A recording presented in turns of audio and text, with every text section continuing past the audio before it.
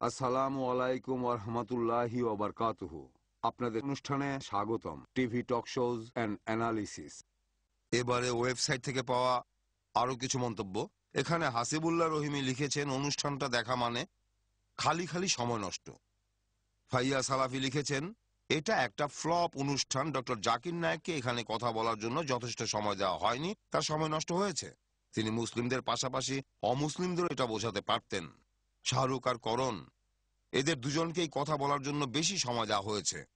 ফারিয়া ওয়ানি লিখেছেন, অনুষ্ঠানটা ছিল শাহরুখ আর করণকে নিয়ে, ইসলামের উপর গুরুত্ব ছিল না। ইসলাম সম্পর্কে এমন লোকের কাছে জানতে চাচ্ছেন যিনি নিজেই বলেছেন, আমি ইসলাম সম্পর্কে বেশি জানি না। নৌরিন ফাতেমা লিখেছেন, অনুষ্ঠানটা আমার ভালো লাগেনি, দেখে খালি খালি সময় নষ্ট। অনুষ্ঠানের ডিউরেশনও ছিল কম, আর অতিথি ছিলেন অনেকজন। বারখা ডক্টর জাকিরকে বেশি সুযোগ দেননি। আমার মতে এই আলোচনার মূল বিষয় ইসলাম ছিল না। আমি বুঝতে পারছি না এই তথাকথিত মুসলিমরা কেন সাহস করে এটা বলতে পারছেন না যে আমরা ইসলামের নিয়ম মানি না। তাদের আগ্রহ শুধুমাত্র বস্তুগত প্রাপ্তি। এরপর ইকরার চুক্তাই লিখেছেন, খালি খালি সময় নষ্ট। বারখা দত্ত মুসলিমদের আইডেন্টিটি জানার ব্যাপারে আগ্রহী ছিলেন না, তিনি ব্যস্ত ছিলেন কোথায় কিভাবে ডক্টর জাকিরকে বাধা দেয়া যাবে যাতে তিনি তার উত্তরটা শেষ করতে না পারেন। আমার খারাপ লেগেছে যে এইসব জ্ঞানী গুণী লোকজন, তারা ইসলাম ধর্মের ব্যাপারে একেবারে কিছুই জানেন না, কিছুই না। তারা ভুল কথা বলেন আর অন্যের কথায় সবসময় বাধা দেন। এবারে আমরা আবারও দর্শকদের প্রশ্নে ফিরে যাব। হ্যাঁ ভাই। আসসালামু আলাইকুম। ওয়ালাইকুম আসসালাম রহমতুল্লাহ। বর্তমানের পরিস্থিতিতে আমরা দেখতে পাচ্ছি যে মিডিয়া প্রতারণা করছে। প্রত্যেক দিন নতুন নতুন অমুসলিম টিভি চ্যানেল গড়ে উঠছে, তারা ভুল খবর প্রচার করছে।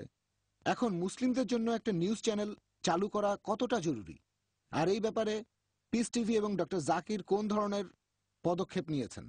ধন্যবাদ। আমি আপনার সঙ্গে একমত যে বর্তমানের এই পরিস্থিতিতে একটা নিউজ চ্যানেল চালু করা খুবই গুরুত্বপূর্ণ।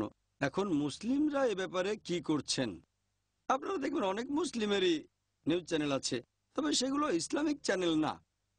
অনেক মুসলিম আছেন নিউজ চ্যানেলের মালিক, তবে হয়তো তারা অমুসলিমদের মতোই খবর প্রচার করে, বেশি টিআরপি আশা করে, তারা সেটাই প্রচার করে যেটা দর্শকরা দেখতে চায়, সত্যিটা প্রচার করতে আগ্রহ কম।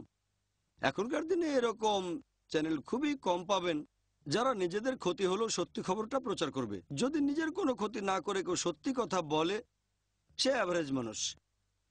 কেউ নিজের উপকারের জন্য কোনো মিথ্যা বলে, তাহলে সে ভালো মানুষ না। তবে সৎ মানুষ, সত্যিকারের সাহসী আর সত্যবাদী হলো সে যে নিজের ক্ষতি হলো সত্যি কথাটা প্রচার করবে। তাহলে এমন চ্যানেল দরকার যারা সত্যি কথা বলবে আর তারা প্রচার